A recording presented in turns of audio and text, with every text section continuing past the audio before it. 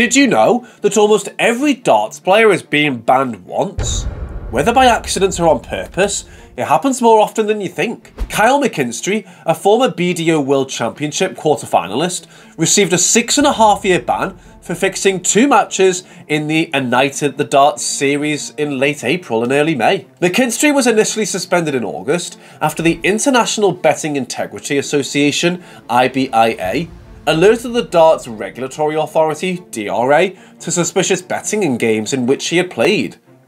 McKinstry fixed 2 matches, losing 5-0 to England's David Evans on 30th of April and 5-1 to the Netherlands' Wessel Nijman on 2nd of May.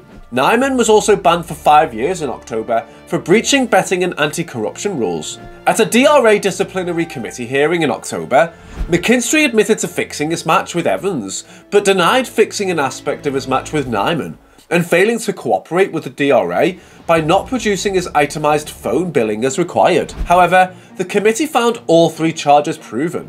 McKinstry's ban, backdated to his initial suspension date of 18th of August, will run until 17th of August 2028. The events in question, played online, were unconnected with the Professional Darts Corporation, PDC. The DRA chairman, Nigel Mora, commented on the case, saying that any player found guilty of match fixing at any level of the sport will be caught and face a lengthy ban. The suspension for failing to produce itemised phone billing is welcomed, as the requirement for cooperation from players is an essential part of any DRA investigation. Wessel Nijman, similarly like Kyle McKinstry, a 20-year-old darts player who was recently banned for 5 years by the Darts Regulation Authority, DRA. The ban comes after the DRA was alerted to suspicious betting in April and May of last year, in which Nijman and Northern Ireland's Kyle McKinstry were involved. Nijman admitted to fixing his 4-0 defeat by David Evans in the Modus Icons of Darts series, and claimed that he had been put under some pressure to lose a match.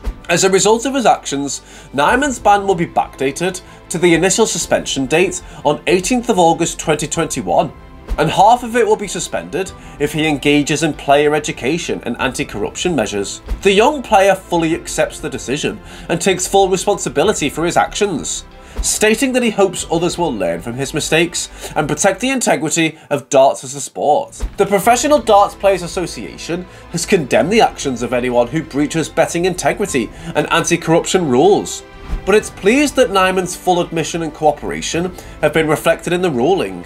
It remains to be seen whether Kyle McKinstry, whose case is still ongoing, will face a similar punishment. The DRA and the PDPA remain vigilant in their efforts to ensure that the sport of darts is free from corruption and that players compete on a level playing field. Don't forget to hit the bullseye to subscribe to our channel so you never miss out on any of our amazing darts videos. Richie Burnett, one of the most promising players to come out of Wales in the 1990s. He won the BDO World Masters in 1994, beating Dennis Priestley in the final, and went on to win the BDO World Championship in 1995, defeating Raymond van Barneveld in a memorable final. Burnett was known for his flamboyant personality, his trademark hairstyle, and his deadly accuracy on the dartboard. However, Burnett's career took a downward turn in 2014 when he tested positive for benzoylecgonine, a metabolite of cocaine, during an in-competition test at the Professional Darts Corporation (PDC) Grand Slam qualifier in Wigan. The test was conducted by UK Anti-Doping, UKAD, which is responsible for enforcing anti-doping rules in the UK. Burnett was immediately suspended from all sport, pending the outcome of the case. In May 2015, UKAD announced that Burnett had been banned from all sport for 18 months, starting from November 3rd, 2014. The ban meant that Burnett was unable to compete in any darts tournament or events during that period. He was also required to forfeit any prizes, medals, or points that he had earned during the period when he had taken the prohibited substance. Burnett appealed the ban, but his appeal was rejected and the ban remained in place. The ban was a significant blow to Burnett's career, as he was already in his early 40s and nearing the end of his playing days. Burnett had struggled with personal issues and had been open about his battles with addiction, but he had always maintained that he had never taken performance-enhancing drugs. In a statement released after the ban was announced, Burnett expressed his regret and apologised to his fans and fellow players. UKAD's Director of Legal, Graham Arthur, emphasised the principle of strict liability in the case, stating that athletes are solely responsible for any prohibited substance found in their system, regardless of the circumstances. Arthur also acknowledged that proving no significant fault can be challenging for athletes, but it is their responsibility to do so. Today, Richie Burnett is no longer an active professional darts player. However, his ban serves as a cautionary tale for other players, reminding them of the importance of adhering to anti-doping rules and the consequences of breaking them. Kevin McDine, a former PDC darts player from England, who was also suspended from all sport for a period of 2 years after testing positive for cocaine. The positive test was conducted during a World Championship PDPA qualifier event in Milton Keynes in November 2017, as McDine attempted to qualify for the PDC World Darts Championships at Alexandra Palace. The banned substance was benzogluconine, which is a metabolite of cocaine.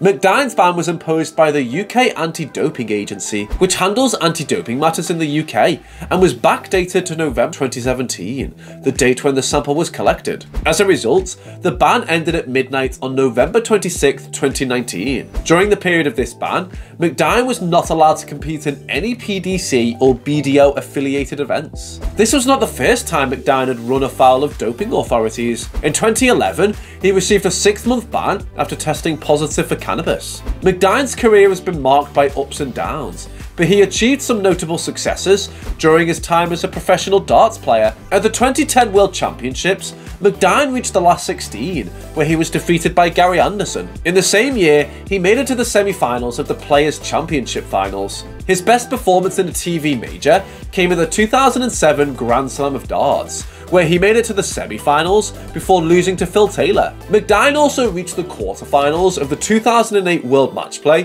where he lost to Terry Jenkins. Following his ban, McDine has not competed in any PDC events. Lastly, we have Dale de Groot Green, a talented darts player from Dunedin, New Zealand, who has been banned from 2 separate darts clubs. De Groot Green's erratic behaviour and inability to control his temper have led to his banishment from the Otago and Mosgiel darts clubs respectively. The 42-year-old player received a life ban from the South Dunedin-based Otago Darts Association in 2015 due to his unruly conduct. However, he continued playing for the Mosgiel Darts Association until his rage got the best of him yet again. During a competition at the association's Tyree Bowling Club headquarters on February 25, 2022, de Groot Green's outburst led to his second and final ban. According to court documents, de Groot Green was abusive towards other players during the event, leading to complaints from committee members.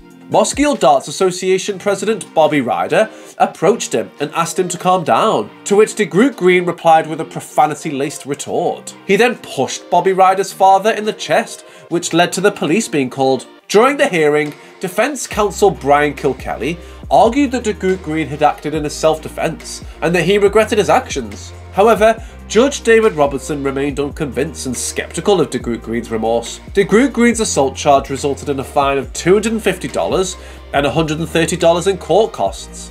The ban from Mosgiel Darts Association came at a heavy cost to de Groot Green, as he was banned from playing for life. Bobby Ryder stated that he had no other choice and had to protect the other members of the club, some of whom had threatened to leave because of de Groot Green's behaviour. De Groot Green's behaviour is not new to the darts community.